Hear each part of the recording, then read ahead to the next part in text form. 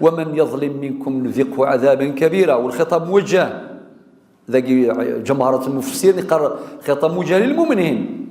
معناتو سيقال المؤمن أنا في مأمن خاطئ آيات مثلا ولاش ورا سينين سلكا غير صر ربي كان ذايا خاطر الإنسان أكن يفغو يلا الناس لا تأمن مكري حتى ترى نفسك في الجنة وفي الجنة أصاب آدم ما أصابه فلا تأمن مكري أبدا.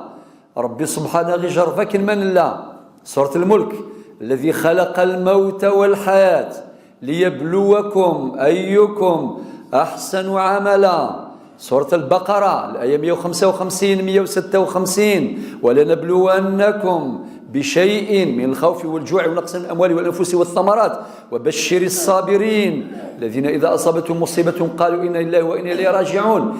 في غد غيث مثلا ربي سبحانه وتعالى يذكرون جميعا أغدي قار إلى قصر مضار حذر ثوق الظلمان حذر ثوق السقصاران كل يونين زرعة في رجوذ إلى خاصة في غلث ومن يظلم منكم نذقه عذابا كبيرا. ومن عذابا كبيرا معناها ربي الذي وصف خاطر ممكن الإنسان يصف العذاب ممكن توجعه ضرسته حاجة خفيفة يقول لك واحد الوجع انسيبورتابل والو يعني ما جربش العذاب العمال نغل السطر ولكن يقول مع الزيادة والمبالغة.